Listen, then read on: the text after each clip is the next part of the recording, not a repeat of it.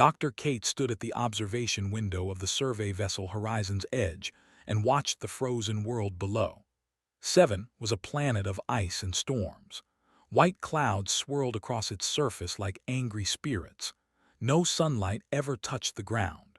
The planet orbited a dying star that gave almost no warmth, and everything below was covered in glaciers that were older than human civilization.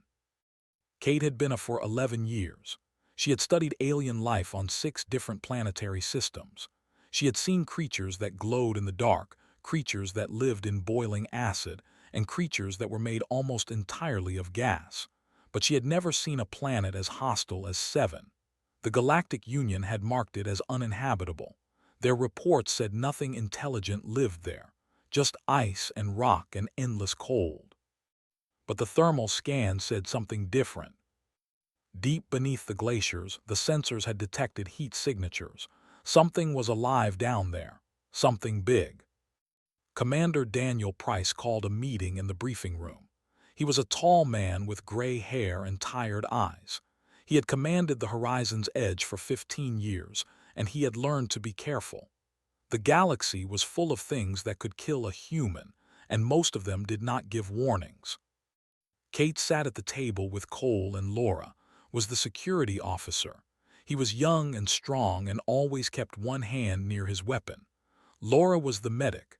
She was quiet and kind and had saved more lives than anyone could count. Commander Price activated the holographic display. A 3-dimensional image of 7 appeared above the table. Red dots marked the heat signatures beneath the ice. The Galactic Union classified this planet as uninhabited, Price said. But these readings suggest otherwise. We are going to send a ground team to investigate. Leaned forward. What do we know about whatever is down there? Price touched the display and a new image appeared. It was a creature, massive, covered in white fur. It had claws like curved swords and teeth that could bite through metal. Its eyes were pale blue and empty of any warmth. The Union's preliminary scans identified this species, Price said. They call them apex predators, non-sapient, extremely dangerous. The official recommendation is to shoot on sight. Kate stared at the image. The creature was terrifying, but something about it made her pause, the way it stood. The way its eyes seemed to hold a kind of awareness. She had studied predators on a dozen worlds, and this one looked different somehow. I want to go down there, Kate said. Looked at her like she had lost her mind. Did you see those claws? That thing could tear you in half without even trying. I know, Kate said, but I need to see them for myself. Thermal scans and preliminary reports are not enough. If there is intelligent life on this planet, we need to know. Commander Price was silent for a long moment. Then he nodded. Doctor will lead the ground team. Cole, you will provide security. You will handle medical support. You have 6 hours to prepare. The shuttle dropped through the atmosphere of 7 like a stone falling through water. The wind screamed against the hull. Ice crystals hammered the windows. Kate held onto her seat and watched the frozen landscape rush up to meet them. Piloted the shuttle with steady hands. He found a flat area near one of the heat signatures and brought them down slowly. The landing was rough, but they survived. Kate stepped out of the shuttle and felt the cold hit her like a wall. Her thermal suit protected her, but she could still feel the temperature trying to reach her skin. The air was thin and bitter. The sky was gray and empty. In front of them was the entrance to an ice cavern. It was enormous. The opening was at least 50 meters wide and 30 meters tall. Darkness waited inside like a living thing. The heat signatures are coming from deep inside, Laura said, checking her scanner. About 2 kilometers in. Loaded his pulse rifle. Stay behind me, both of you. They walked into the cavern. The ice walls glowed faintly blue from some kind of mineral deposit. Their footsteps echoed in the silence. Kate felt like they were walking into the mouth of some ancient giant. The cavern system was a maze. Tunnels branched off in every direction. Some went up, some went down.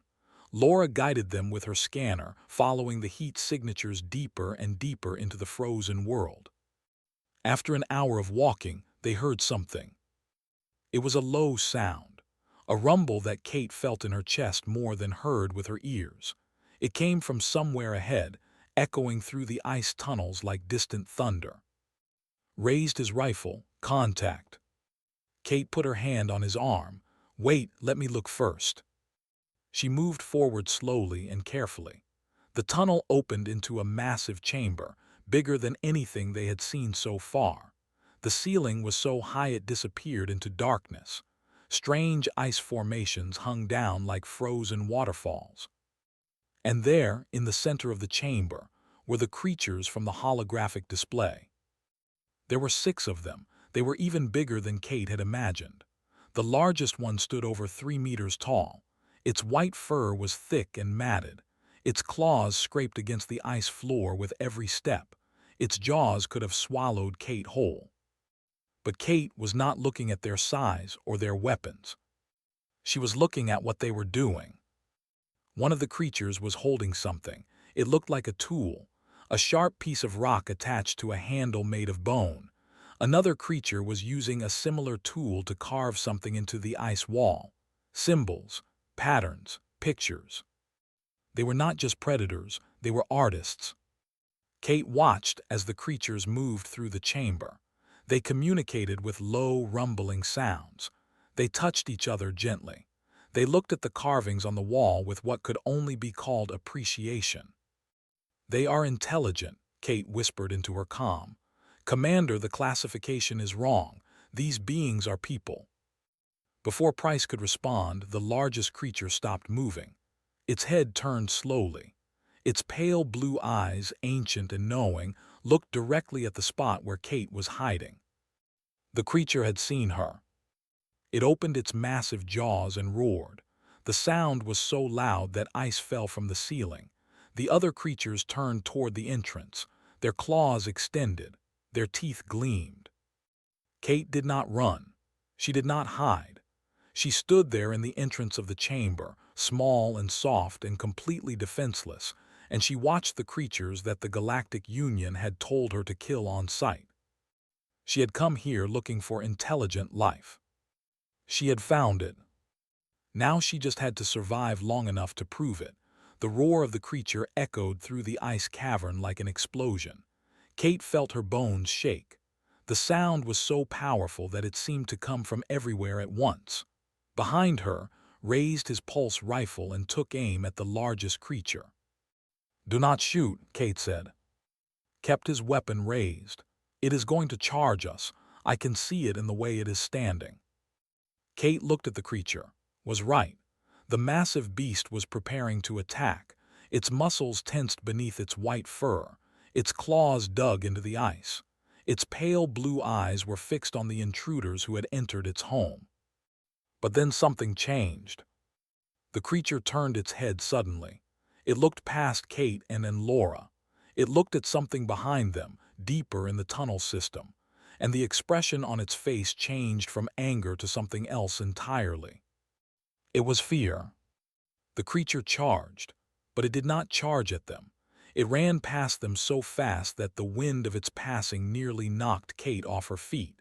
The other creatures in the chamber followed. They moved like a pack of wolves responding to some silent alarm. Kate turned and ran after them. "What are you doing?" shouted. "Something is wrong," Kate called back. "Did you see its face? Something scared it." They followed the creatures through a narrow tunnel that Kate had not noticed before. The ice walls pressed close on both sides. The air grew colder somehow, which should have been impossible. Kate could hear the creatures ahead of her, their massive bodies scraping against the tunnel walls.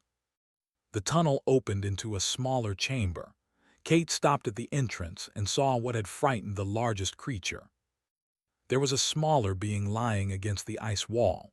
It was one of the same species but much smaller, barely a meter tall. Its white fur was covered in frost. Its body was completely still. It was a young one, a cub. The largest creature skidded to a halt beside the small body. It dropped to its knees. It made a sound that Kate had never heard before. It was not a roar. It was not a growl. It was a cry of pure pain, pure grief, the kind of sound that crosses all languages and all species. The creature nudged the cub with its massive head. It pushed gently at the small body, trying to wake it. The cub did not respond. Its chest was barely moving. Its eyes were closed. Kate understood immediately. The cub was dying, hypothermic shock. The cold had gotten into its small body and was shutting everything down. Without help, it would be dead in minutes. Laura moved up beside Kate and checked her medical scanner. The cubs are critical. Its core temperature has dropped too low. The respiratory system is failing. If we do not do something right now, it will die. Kate looked at the cub, then she looked at the father. Because that is what the large creature was. Kate could see it now. The way it touched the cub. The way it kept making those sounds of grief and desperation. This was a father watching his child die, and there was nothing in the universe more dangerous than that. The father looked up. His eyes found Kate, and in that moment she saw intelligence. She saw awareness. She saw a being who knew exactly what was happening and was powerless to stop it. Kate stepped forward, grabbed her arm. Kate, stop. That creature will kill you. It is 3 times your size and it is terrified and angry. You walk toward it and it will tear you apart. Kate looked at, her voice was calm and steady. That creature is watching his child die. I can help, I have to try. She pulled her arm free and walked toward the father and the dying cub. The father rose to his full height, 3 meters of muscle and fury and despair. He placed himself between Kate and his child. His lips pulled back to reveal teeth that were longer than her entire hand. A growl built in his chest. It was a warning. Come closer and die. Kate kept walking. The other creatures had gathered around the chamber. They watched in silence. Some of them growled. Some of them shifted nervously. None of them attacked. They were waiting to see what their leader would do. Kate stopped 2 meters from the father. She slowly raised her hands, showing him that she held no weapons. Her palms were open. Her body was relaxed. Every part of her was trying to communicate the same message. I am not a threat. I want to help. I know you cannot understand my words, Kate said softly, but I think you can understand me. Your baby is dying. The cold has gotten into its body and it cannot warm itself anymore. I have seen this before. I know how to fix it, but you have to let me near your child. The father did not move. His growl continued, low and dangerous. Kate took another step forward. I am asking for your trust. I know I have not earned it. I know you have no reason to believe me, but your child does not have time for me to earn it. Please, let me help. The father's eyes were locked on hers. Kate could see the war happening inside him. Every instinct was telling him to attack. Every instinct was telling him to protect his cub from this strange, small creature that had invaded his home. But somewhere beneath those instincts, there was something else. There was a father who loved his child more than anything in the universe. The cub made a small sound, a weak, trembling sound that was barely more than a whisper. The father's head turned toward his child, and in that moment of distraction, Kate saw her chance. She did not take it. She did not try to rush past the father. She did not try to trick him. Instead, she stood perfectly still and waited. The father looked back at her. His eyes were different now. The rage was still there, but it was mixed with something else. Desperation, hope, fear. Kate held his gaze and spoke again. I will not hurt your baby. I give you my word, whatever that means to you. However you understand promises, I give you mine. Let me save your child. Behind her was trembling. His finger was on the trigger of his rifle. Laura was holding her medical kit, ready to move if Kate gave the signal. The father took a deep breath. His massive chest expanded. The growl in his throat slowly faded. Then he stepped aside. Kate moved instantly. She dropped to her knees beside the cub. Its small body was cold, so cold. She could barely feel a heartbeat under her fingers.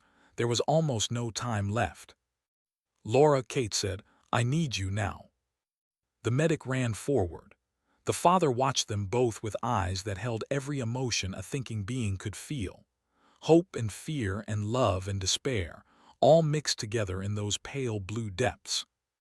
Kate pulled off her thermal jacket and wrapped it around the cub. It was not much, but it was something. She positioned the small head to clear the airway. She placed her hands on its tiny chest. And she began to fight for its life. Kate pressed her hands against the cub's chest and began compressions. The small body felt fragile under her palms. She could feel the tiny ribs. She could feel how close to death this little creature was. Every second mattered now. Laura knelt beside her with the medical kit open. She was scanning the cub with her equipment, reading the vital signs, trying to understand the alien biology well enough to help. "Its heart is barely beating," Laura said. "The hypothermia has slowed everything down. We need to raise its core temperature, but I do not know how much heat is safe for this species." Kate did not stop her compressions. "We start slow, warm it gradually. Too fast and we could cause shock." The father stood over them like a mountain. He watched every movement Kate made. His breathing was heavy and rough. Every muscle in his body was tense. He wanted to protect his child, but he did not know how. He had let these strange, small creatures near his cub because he had no other choice. Kate counted under her breath. 1 compression, 2 compressions, 3. She tilted the cub's head back and breathed into its mouth. The technique was designed for humans, but the basic principle was the same for any creature that breathed air. Get oxygen into the lungs. Get the heart pumping. Keep the blood moving. The cub did not respond. Kate kept going. Compression, compression, compression. Breathe. She could feel the cold seeping through her clothes. Without her thermal jacket, the temperature of the cavern was starting to affect her too. Her fingers were growing numb. Her breath came out in white clouds. "Come on," she whispered to the cub. "Come on, little one, stay with me." One of the other creatures moved forward. It was smaller than the father, but still enormous compared to Kate. It growled and took another step toward the humans. The father turned his head and made a sharp sound. The other creature stopped. It looked at the father with confusion and fear. The father growled again, lower this time. It was a command, "Stay back." The other creature retreated. Kate did not look up. She kept her focus on the cub. Compression, compression, compression. Breathe. Her arms were starting to burn from the effort. Her back ached, but she did not stop. Laura pulled a thermal blanket from the medical kit. It was designed to generate gentle heat, just enough to help a human body maintain its temperature. She did not know if it would work on the cub's alien physiology, but there was nothing else to try. She wrapped the blanket around the cub's body, leaving Kate room to continue the compressions. The warmth began to spread slowly into the small form. Minutes passed. They felt like hours. Kate's entire world narrowed to the cub beneath her hands. She forgot about the father standing over her. She forgot about with his rifle. She forgot about the cold and the cavern and everything else. There was only the cub and the rhythm of compression and breath. Then something happened. The father made a sound. It was different from anything Kate had heard before. Not a growl, not a roar. It was almost like a word, a question. Kate looked up and saw that the father was staring at the cub's chest. She looked down. The cub's chest was moving on its own. Kate stopped her compressions and watched. The small chest rose, then it fell, then it rose again. Weak breaths, but real ones. The cub was breathing. Laura checked her scanner. Heart rate is increasing. Core temperature is rising. It is working. Kate, it is working. Kate felt something she had not felt in years. Her eyes were wet. Tears were forming, and she did not try to stop them. She had seen death on many worlds. She had lost patience before. But right now, in this frozen cavern on a planet that was supposed to be uninhabited, she was watching a child come back to life. The cub's eyes opened. They were pale blue just like its father's. They blinked slowly, trying to focus. The cub made a small sound. It was confused. It did not understand what was happening or why it felt so strange. Then it saw Kate. The cub looked at her with those blue eyes. It did not growl. It did not try to pull away. It just looked at her with something that might have been wonder. Kate smiled. "Hello, little one, welcome back." The father dropped to all fours. His massive body lowered until his head was level with Kate's. He was so close that she could feel his breath on her face. His jaws could have closed around her skull without effort. One bite and she would be dead. But he did not bite. Instead, he pressed his forehead against her shoulder. Kate froze. She did not know what this gesture meant in the creature's culture, but she could feel the emotion behind it: gratitude, relief, a father's love for his child expressed in the only way he knew how. "You are welcome," Kate whispered. Slowly lowered his rifle. His hands were still shaking. "Commander Price, are you seeing this?" The commander's voice came through the comm system, rough with emotion. "I am seeing it, Cole. I am having trouble believing it, but I am seeing it." The other creatures in the chamber had moved closer. They surrounded Kate and Laura and the cub, but not with aggression. They were watching, learning, trying to understand what had just happened.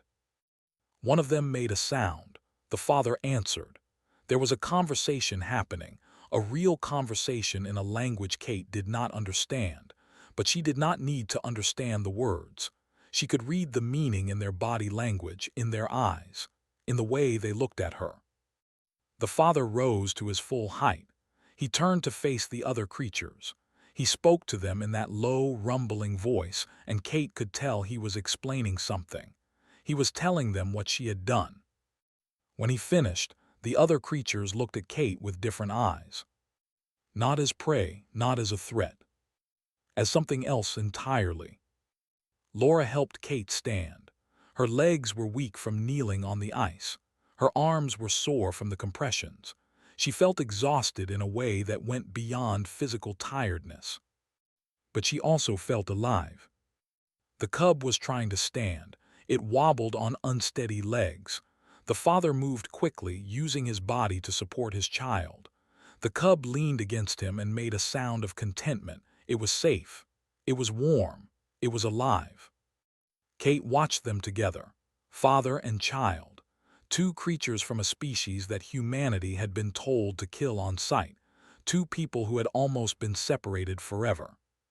She had saved the cub because it was the right thing to do, because she was a doctor and a scientist and a human being who could not watch a child die without trying to help. She had not thought about what it might mean. She had not considered the consequences. But now, looking at the father and his cub, she began to understand. She had just changed everything. The hours that followed were unlike anything Kate had experienced in her career. She stayed in the ice cavern with the creatures while and Laura set up a temporary camp near the entrance.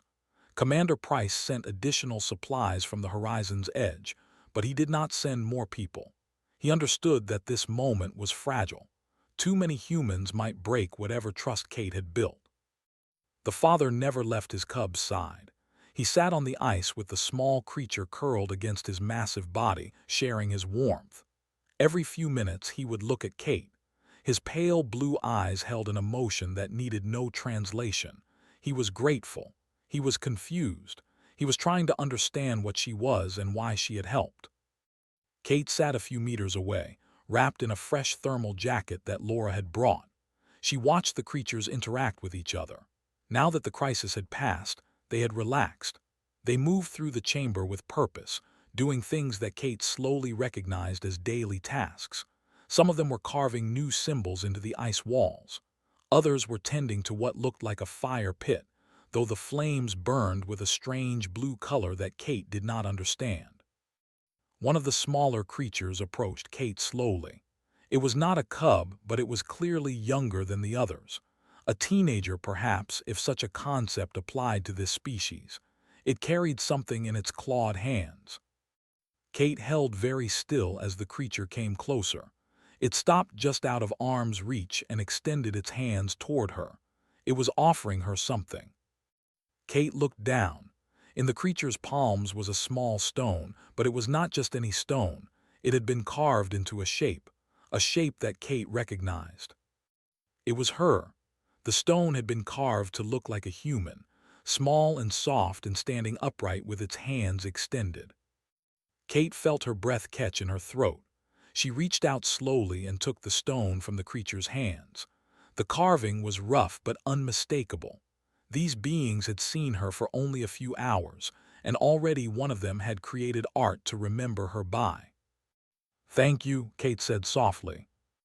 The young creature made a sound. It was not a growl. It was almost musical. Then it turned and walked back to the others. Laura came to sit beside Kate. She looked at the stone carving with wonder in her eyes. They are definitely intelligent. This level of artistic representation requires abstract thinking. They can see something, hold the image in their minds, and recreate it in a different medium. Kate nodded. The Galactic Union classification was completely wrong. These are not predators to be avoided. They are people to be understood. Commander Price's voice came through the comm. "Doctor, I have been in contact with Union headquarters. They are very interested in what you have found, but they are also cautious. The original reports described these creatures as extremely dangerous." Kate looked at the father, still curled protectively around his cub. "They are dangerous, just like humans are dangerous, just like any intelligent species is dangerous, but they are also capable of love and grief and gratitude. They deserve better than to be shot on sight." There was a long pause before Price responded. "I agree. I am recommending that we establish a proper first contact protocol. It will take time to get approval, but I think we can make this work." The day cycle on 7 was long. 27 hours of darkness followed by 3 hours of dim twilight when the dying star gave just enough light to turn the sky from black to gray. Kate stayed in the cavern through the entire cycle, watching and learning. The creatures had a social structure. The father was clearly a leader, but he was not the only one. There were others who seemed to hold authority. They made decisions together, discussing things in their rumbling language until they reached agreement. They had families. Kate saw parents caring for cubs, older siblings helping younger ones, elders being treated with respect and gentleness. They loved each other. That was clear in every interaction she observed.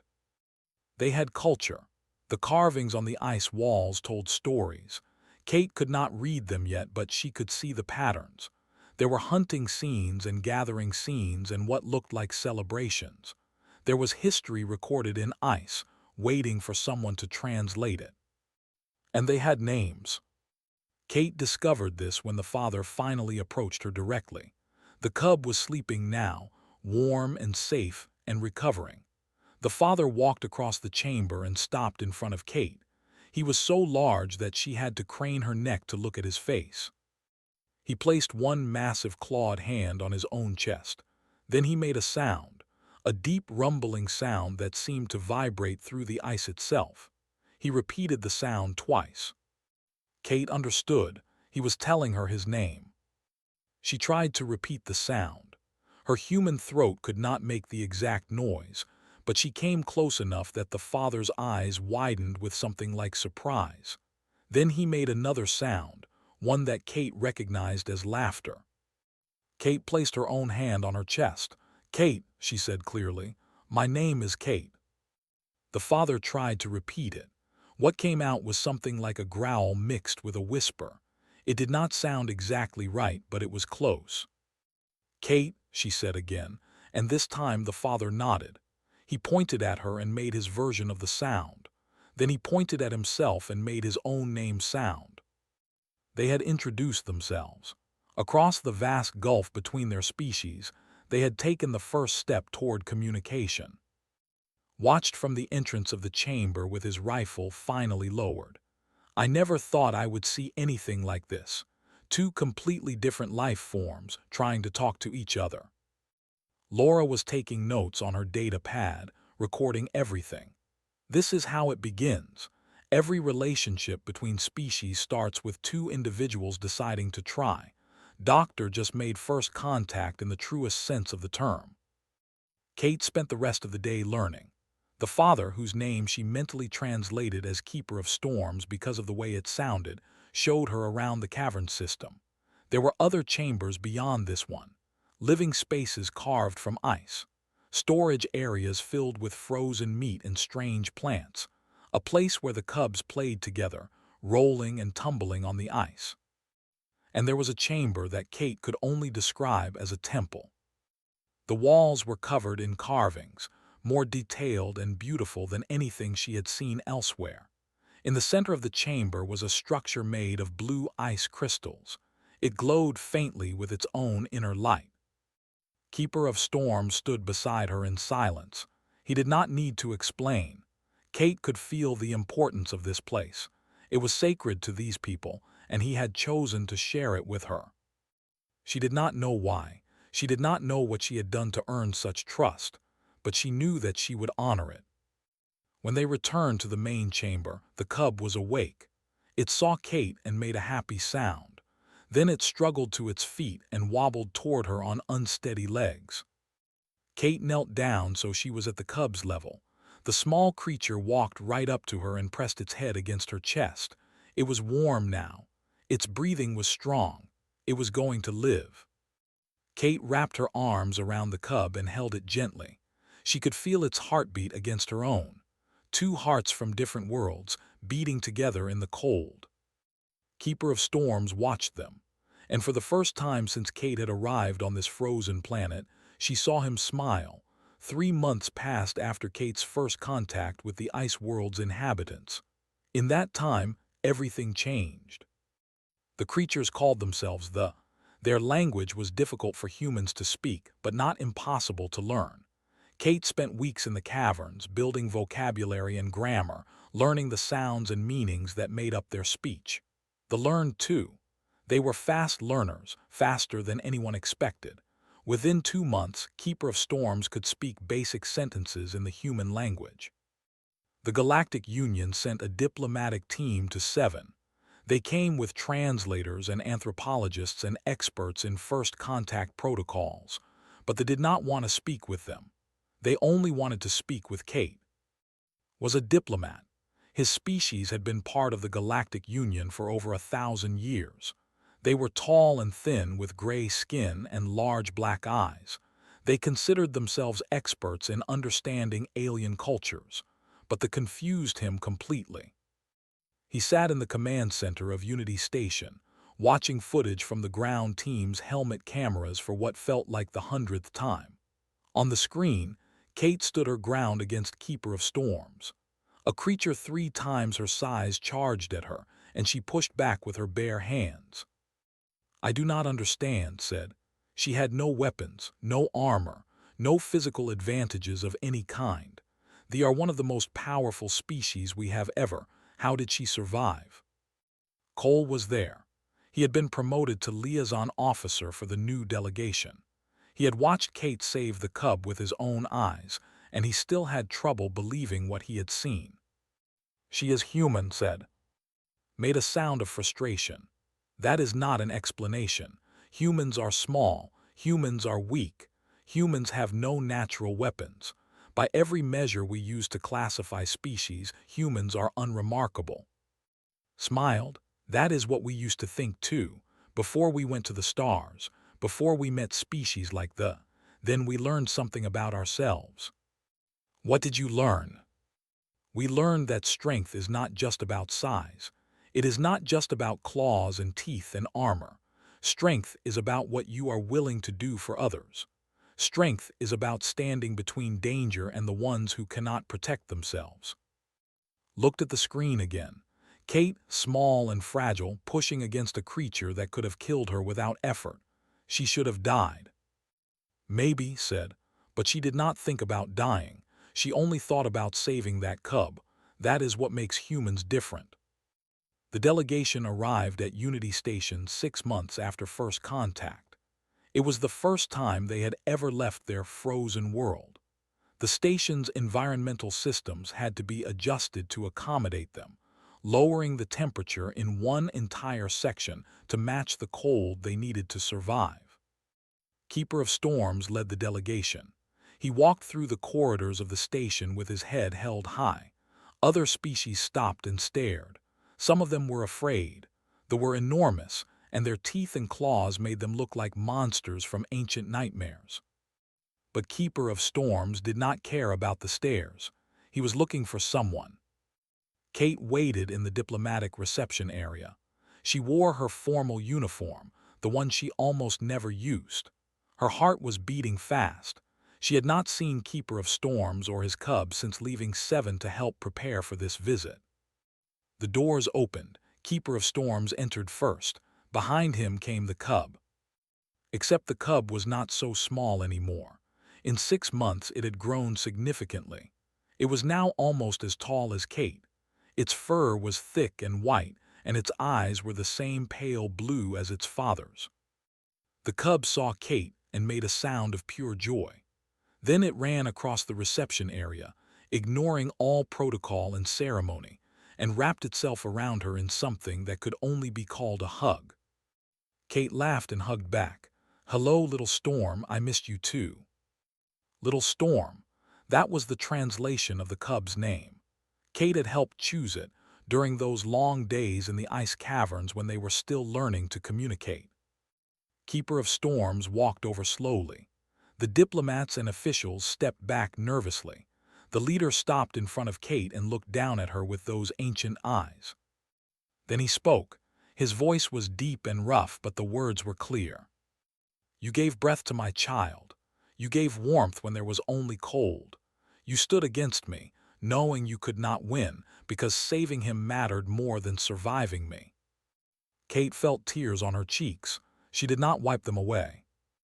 Keeper of Storms placed one massive clawed hand over his own chest. It was a gesture of deep sincerity. Do not forget, we do not abandon those who choose the cub over themselves. You are pack now, Kate. You are family. Kate had to take a moment before she could respond. When she spoke, her voice was thick with emotion. "I was just doing what any human would do." Keeper of Storms made the sound that Kate had learned was laughter. It rumbled through the reception area like distant thunder. "Yes," he said, "that is why we are here, to learn what it means to be human." The negotiations that followed were unlike any the Galactic Union had ever seen. They were not interested in the usual topics. They did not care about trade routes or territorial boundaries or technological exchange. They wanted to understand humanity. They asked about human families, about human children, about the bonds that held human society together. They asked about human history and human art and human stories. They wanted to know everything. And in return, they shared their own culture, the carvings in the ice, the stories passed down through generations, the sacred places beneath the glaciers where they honored their ancestors. A year after first contact, they formally joined the Galactic Union as a member species. It was the fastest integration in Union history, and every document they signed included a special dedication. To Kate, the breath giver, the one who pushed back the beast and knelt in the cold. Little Storm grew up knowing both worlds. He spent time on Seven with his family and time on human stations learning human ways. He became a bridge between species, able to understand both and human perspectives. And he never forgot what Kate had done for him. Years later, when he was fully grown and had cubs of his own, Little Storm would tell them the story. He would describe the day a small soft creature walked into their cavern. He would describe how she stood against his father with nothing but empty hands and words. He would describe how she knelt in the cold and gave him breath and warmth when he was dying. His cubs would ask him what humans were, why they were different from other species in the galaxy, why they mattered. And Little Storm would tell them the truth. Humans were small, humans were fragile, humans had no claws or fangs or armor. But humans had something else, something that could not be measured or something that made them stand against impossible odds, something that made them risk their lives for strangers, something that made them push back against beasts with their bare hands because a dying cub needed breath and warmth first. Humans had heart, and that made all the difference. The repaired an alien guardian. What it did next left him stunned.